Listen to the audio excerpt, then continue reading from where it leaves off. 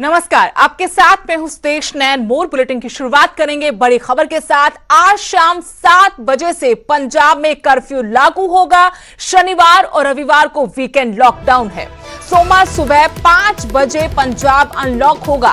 Corona खतरे को देखते हुए कैप्टन सरकार का ये बड़ा फैसला है। पूरे पंजाब में वीकेंड लॉकडाउन लागू होगा। शादी और अंतिम संस्कार को छोड़कर भीड़ जुटाने पर रोक लगा दी गई है। किसी भी तरह की सभा या रैली करने पर भी रोक लगाई गई है। बड़ी खबर आपको बता रहे हैं कि आज शाम 7 बजे से ठीक 7 बजे से पंजाब में कर्फ्यू लग जाएगा। शनिवार और रविवार को वीकेंड लॉकडाउन है, लेकिन इस बार का वीकेंड लॉकडाउन पूरे पंजाब में होगा। सोमवार सुबह 5 बजे पंजाब अनलॉक होगा। कोरोना के खतरे को देखते हुए कैप्टन सरकार ने यह बड़ा और महत्वपूर्ण फैसला लिया है। सख्त फैसला सरकार का। पूरे पंजाब में वीकेंड लॉकडाउन होगा। शादी और अंतिम संस्कार को छोड़कर कहीं पर भी भीड़ नहीं जुटेगी। किसी भी तरह की सभा नहीं होगी। किसी भी तरह की रैली आयोजित नहीं हो सकेगी।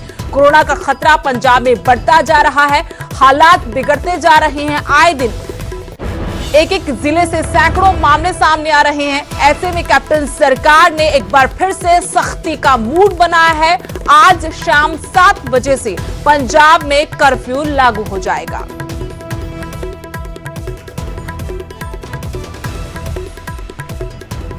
चलिए, कैप्टन सरकार के इस फैसले पर और जानकारी लेंगे। इस वक्त बठिंडा से मेरे सहयोगी सूरज भान, तो वहीं जालंधर से सुरेंद्र कंबोज जुड़ गए हैं। और सबसे पहले सूरज भान, मैं आपके पास आना चाहती हूं। आज शाम ठीक 7 बजे से पंजाब में कर्फ्यू लागू हो जाएगा। फिलहाल वहां पर प्रशासन ने क्या इंतजामात किए हैं, क्योंकि नया आदेश है एक बार फिर से कर्फ्यू का और वीकेंड लॉकडाउन का पूरे प्रदेश में फैसला लागू होने जा रहा है। ऐसे में क्या इंतजाम और लोग इसके लिए कितने तैयार हैं? देखो, लोगों की तैयारी की बात की जाए तो लोग पूरे तैयार नजर आ रहे हैं, क्योंकि हर दिन है पेशेंट हैं वो बढ़ते जा रहे हैं। और कहीं ना कहीं लोग खुद कह रहे थे कि सरकार को अब सख्ती करनी चाहिए। उसी के चलते सरकार ने सख्ती भी करनी शुरू कर दी है। आज 7 बजे से लेकर सोमवार सुबह 5 बजे तक कर्फ्यू रहेगा। 2 दिन वीकेंड लॉकडाउन रहेगा, क्योंकि शनिवार एतवार का पूरा बाजार मार्केट्स वो बंद होंगे, क्योंकि कोरोना के पेशेंट है दिनों दिन बढ़ते जा रहे हैं। ताकि हम कह सकते हैं कहीं ना कहीं लोग भी इस बार अवेयर नज़र आ रहे हैं। लोग कह रहे हैं कि सरकार को जल्दी से जल्दी सख्ती करनी चाहिए, क्योंकि पहले सरकार ने सख्ती की थी तब लोग नाराज़गी चल रहे थे। लोग कह रहे थे कि हमारे कामकाज बंद है, लेकिन जब आंकड़े बढ़ते जा रहे हैं तो कहीं ना कहीं लोग भी इस चीज़ की डिमांड कर रहे हैं कि आखिरकार लॉकडाउन होना चाहिए, क्योंकि मौतों की गिनती भी दिनों दिन बढ़ती जा रही है। तो आखिर हम कह सकते हैं कि 7 बजे के बाद आज पूरे का पूरा पंजाब है वो एक तरह का बंद हो जाएगा, लॉकडाउन हो जाएगा। उसके बाद 2 दिन का कर्फ्यू रहेगा, क्योंकि शनिवार और एतवार का वीकेंड लॉकडाउन कैप्टन सरकार ने घोषित कर दिया है। जी, जालंधर से भी मेरे सहयोगी जुड़े हुए हैं इसी बड़ी खबर पर और जानकारी के साथ। सुरेंद्र, आपके पास मैं आना चाहती हूं। जैसा कि सूरज भान ने बताया कि लोग अब तैयार हैं, क्योंकि लोग भी चाहते थे कि जिस तरह का खतरा बढ़ रहा है कोरोना का, ऐसे में सरकार को एक बार फिर से सख्ती दिखानी चाहिए। जालंधर में क्या हालात हैं, कोरोना के क्या आंकड़े कहते हैं, और जो अब नया फैसला सरकार का लागू होने जा रहा है उसको लेकर लोगों में क्या राय है? बिल्कुल सुदेश, कहीं ना कहीं जैसे जालंधर के जो वासी हैं उनके दिलों में कहीं ना कहीं अब डर बैठ चुका है कि कोरोना के जो मामले हैं लगातार बढ़ रहे हैं। और आज भी 175 के करीब जो कोरोना के आंकड़े रिपोर्ट किए गए हैं जालंधर में। 5000 के पार हो चुका है आंकड़ा। और अब जालंधर की बात करते हैं तो जालंधर के जो लोग हैं उनका पहले भी कहना था, जब जहाँ जालंधर में जो कोरोना के मामले लगातार बढ़ रहे हैं, तब उनका कहना था कि सरकार को लॉकडाउन करना चाहिए, कर्फ्यू लगाना चाहिए, क्योंकि कोरोना लगातार बढ़ रहा है। और इस बार जो लॉकडाउन या कर्फ्यू लगा रही है सरकार, उसको सख्ती के साथ लागू करना चाहिए, ताकि जो लोग अवेयर नहीं है, जो मास्क नहीं पहनते, सोशल डिस्टेंसिंग नहीं रख रहे, उनको कहीं ना कहीं अवेयरनेस मिल सके, उनको कहीं ना कहीं कोई सीख मिल सके, ताकि कोरोना की जो बढ़ रही बीमारी है उसको कहीं ना कहीं पर रोका जा सके। तो अभी देखते हैं, हम सेंटर टाउन जालंधर के इलाके में खड़े हैं और मार्केट अभी खुली है। और इस मार्केट में हमने बात करने की कोशिश की थी।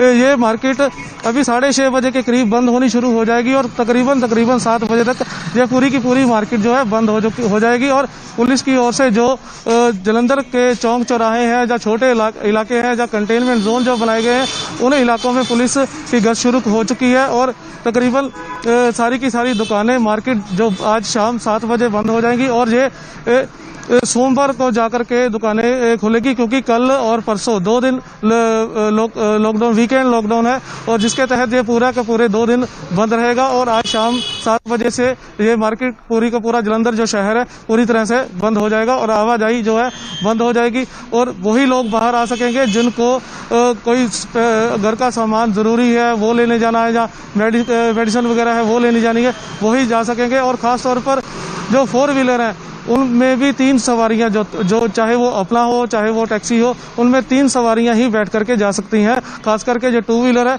उस पर एक ही सवारी जो है, जो चालक है वही बैठ करके जाएगा, उसके साथ दूसरा जो शख्स है वो नहीं बैठ सकता। प्रशासन की ओर से ये आदेश दिए गए हैं जलंधर में। जी शुक्रिया सुरेंद्र और सूरजभान, आप दोनों का जानकारी देने के लिए। तो आज शाम 7 बजे से पंजाब में कर्फ्यू लागू हो जाएगा और वीकेंड लॉकडाउन भी प्रदेश में होगा। कुल मिलाकर सोमवार को यह प्रदेश अनलॉक होगा। बड़ा खतरा था। मुख्यमंत्री कैप्टन अमरिंदर सिंह ने पूरी समीक्षा करने के बाद यह सख्त फैसला लिया है कि कोरोना से अगर जंग जीतनी है, हालात काबू में करने हैं, तो फिर यह सख्त फैसला लागू होना ही चाहिए। उन्होंने यहां तक कहा था कि पंजाब में हेल्थ इमरजेंसी जैसे हालात हो गए हैं।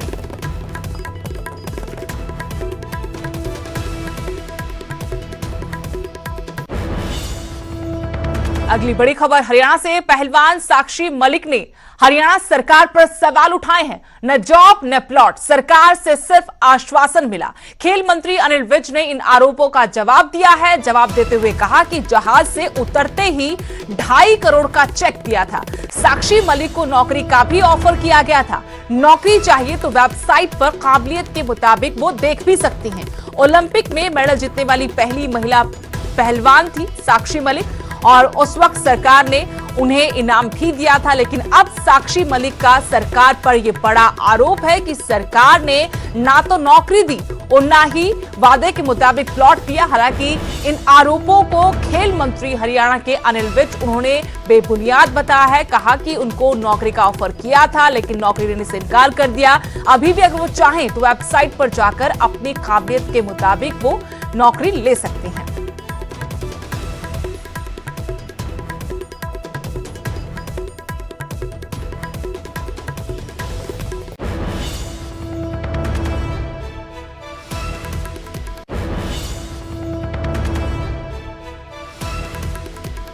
नहीं हूँ। मेरे ओलंपिक मेडल को मेरे 4 साल पूरे हो गए हैं। कल ही 4 साल पूरे हुए हैं और अभी तक जो घोषणा की गई थी प्लॉट की 500 गज की और हरियाणा में जॉब दिलाने की, वो अभी तक कुछ भी पूरा नहीं हुआ है।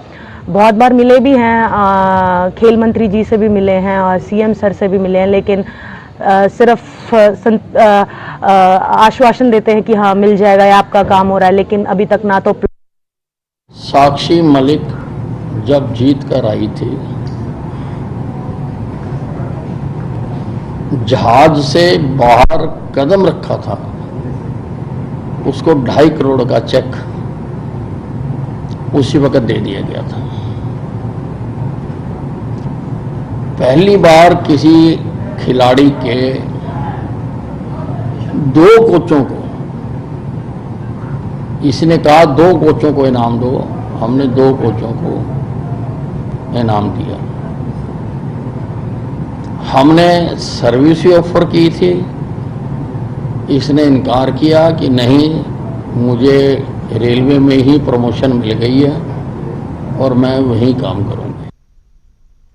अब बड़ी खबर हिमाचल के मंडी से, जहां उड़ला में एक सेना का ट्रक गहरी खाई में जा गिरा। डोगरा रेजिमेंट के 3 जवान इस हादसे में घायल हुए हैं। एक गाड़ी को पास देते वक्त यह हादसा हुआ है। पंडोह से पठानकोट ही सेना का ट्रक जा रहा था।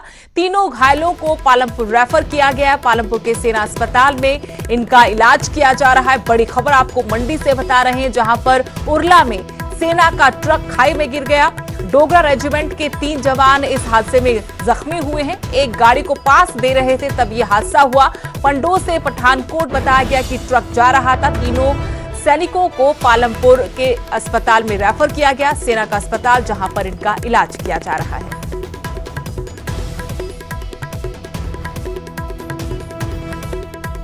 आर्मी का एक जो ट्रक है वो क्षतिग्रस्त हो गया। जब वो ट्रक, ये कॉन्वॉय जा रहा था, इनकी 4 गाड़ियां थी, उन जैसे ये जा रहे थे जोगिंदरनगर की तरफ, एक अपोजिट डायरेक्शन से कार आई जिसको पास देने के लिए गाड़ी को साइड में थोड़ा करना पड़ा, जिसकी वजह से जो ज़मीन धंस गई और ज़मीन धंसने से ये ट्रक जो है पलट गया और लगभग 300 फुट नीचे जाकर गिरा। इसमें 3 आर्मी पर्सनल थे और तीनों को ही चोटें आई है और उनको उपचार के लिए हॉस्पिटल में लाया गया है। अब बड़ी खबर फरीदाबाद से, जहां के कई इलाकों में बाढ़ का खतरा बढ़ गया है। यमुना नदी किनारे रहने वालों पर बड़ा संकट आ गया। दिन ब दिन यमुना का जलस्तर बढ़ रहा है, फसलें तबाह हो चुकी हैं, किसान परेशान हो गए। करीब 40 लाख रुपए के नुकसान का अनुमान लगाया गया, लेकिन खतरा अभी टला नहीं है। यमुना किनारे रहने वाले लोगों पर अभी भी बड़ा खतरा मंडरा रहा है। लगातार बारिश हो रही पहाड़ी इलाकों में और साथ ही हरियाणा में भी। इसकी वजह से यमुना का जलस्तर बढ़ गया है। फसलें आसपास के खेतों की तबाह हो गई हैं, किसान परेशान हैं और अनुमान ये कि 40 लाख रुपए तक का नुकसान हुआ है। इतना पानी जो है बढ़ रहा है कि इसी तरह बढ़ता रहा तो यहाँ से जो है हम लोगों को निकलना ही पड़ेगा। फसल तो जो है नष्ट होगी। अब जो है हमें भी यहाँ से निकलना पड़ेगा ना। मुसीबत ही मुसीबत है जल बढ़ने से। तो यहाँ तो बहुत ही परेशानी हो जाती है, कमरों में, मकानों में सब में पानी भर जाता है। फिर हम लोगों को निकलना पड़ता है। सरकारी पुस्ते पे टेंट लग जाते हैं, उनमें जाके 1 आध महीना लगाते हैं। जब पानी सब सूख जाता है, सब काम सही हो जाता है, तब फिर से आते हैं। फिर पानी का जल स्तर बढ़ रहा है, तेजी से बढ़ रहा है। ये सारी देखो ना, मिर्ची उर्ची सब खराब हो गई हम लोगों। और गुरुग्राम में बारिश की वजह से अंडरपास में भरे पानी को निकाल लिया गया। 48 घंटे बाद गोल्फ कोर्स रोड अंडरपास में फिर से गाड़ियों की आवाजाही शुरू हो पाई है। हम आपको 2 तस्वीरें दिखाते हैं। भारी बारिश के बाद अंडरपास में कैसे पानी भर गया था। नगर निगम ने फायर ब्रिगेड और वाटर पंप के जरिए पानी निकाला और फिर अंडरपास को गाड़ियों के लिए एक बार फिर से बहाल कर दिया। इसी अंडरपास में एक कार डूब गई थी। कार सवार लोगों ने तैरकर अपनी जान बचाई थी। फिलहाल लोगों के लिए राहत की बात यह है कि अंडरपास से पानी निकाल लिया गया है और यहां पर एक बार फिर से आवाजाही शुरू हो गई है। लेकिन वो तस्वीर भी आपको दिखा रहे हैं जब यहां पर करीब 20 फीट तक पानी भर गया था और एक कार भी डूब गई थी। गनीमत रही कि वक्त रहते कार में सवार लोग तैरकर बाहर आ गए।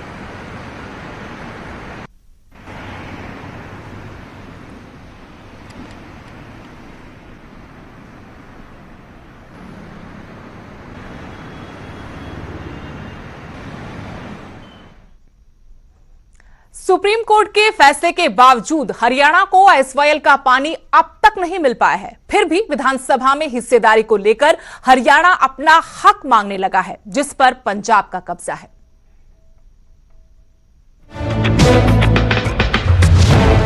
एसवाईएल को लेकर जब कोई हल नहीं निकला तो सुप्रीम कोर्ट को फिर दखल देना पड़ा। सुप्रीम कोर्ट ने पंजाब और हरियाणा के मुख्यमंत्रियों को बैठकर मामले का हल निकालने के निर्देश दिए और ये भी कहा है कि अगर जल्द से जल्द मामला नहीं सुलझा तो सुप्रीम कोर्ट खुद कार्रवाई करेगा। लेकिन एक तरफ अब तक एसवाईएल का मसला नहीं सुलझा तो दूसरी तरफ हरियाणा विधानसभा परिसर में अपनी हिस्सेदारी की मांग कर रहा है, जो कि 40% है। जब पंजाब और हरियाणा का गठन हुआ था उस समय सभी जो इमारतें हैं, सभी जो बिल्डिंग्स हैं, उनका 60-40 का जो रेशो में बंटवारा हुआ था। लेकिन उस समय हमें केवल 27% हिस्सा जो है बिल्डिंग का वो मिला। अभी 13% हिस्सा बकाया है। विधानसभा में हिस्सेदारी को लेकर विवाद नया नहीं है। 53 साल से चल रहा ये मसला कई बार उठता रहा। हरियाणा का आरोप है कि पंजाब और हरियाणा विभाजन के बाद से पंजाब ने हरियाणा विधानसभा के हिस्से के 20 कमरे कब्जा रखे हैं। विभाजन के वक्त पंजाब को 60% तो हरियाणा को 40% हिस्सा दिया गया था, लेकिन हरियाणा के पास फिलहाल 27% हिस्सा ही है। 13% जगह पर पंजाब का कब्जा है। हमने लिख करके कि कौन कौन सा हिस्सा बकाया है, उस मीटिंग की प्रोसीडिंग्स के अंदर जो रूम्स नंबर लिखे हुए हैं, कौन कौन सा स्थान है, वो लिख करके आदरणीय जो विधानसभा के स्पीकर हैं और उसके पश्चात पंजाब के राज्यपाल और चंडीगढ़ के प्रशासक, उनको भी पत्र लिखा है कि ये जो हमारा 13% हिस्सा, जो लगभग 20 रूम्स हैं जो आइडेंटिफाइड हैं, रूम नंबर लिखे हुए हैं, कि वो जो हमें हमारा हिस्सा मिलना चाहिए, उसके लिए हमारा प्रयास जारी है। भले ही हरियाणा चाहे जो भी दावा कर रहा हो, लेकिन पंजाब का एसवाईएल की तरह ही विधानसभा में भी हरियाणा को हिस्सेदारी देने को लेकर रुख साफ है। कि वो विधानसभा में लाएंगे या वो अदालत में जाएंगे, कानून का राज है, उनको हक हासिल है, वो विधानसभा में भी ला सकते हैं और भी जो कुछ भी करना चाहें वो कर सकते हैं, लेकिन 7-40 की रिश्वत नहीं मिलती। 53 साल से चला आ रहा विवाद 1-2 दिन में खत्म होने से रहा। एक हरियाणा है जो हिस्सेदारी मांग रहा है, तो दूसरा पंजाब है जो कब्जा छोड़ने को तैयार नहीं। देखना दिलचस्प होगा कि आखिर हरियाणा को उसके हिस्से की जगह मिलती है या नहीं, जिसका वो दावा कर रहा है। Bureau report, news 18। यहां रुकेंगे छोटे से ब्रेक के लिए। ब्रेक के उस पार जब लौटेंगे तो आपको बताएंगे कि कैसे एक दुकानदार को भगवान ने एकाएक मालामाल कर दिया।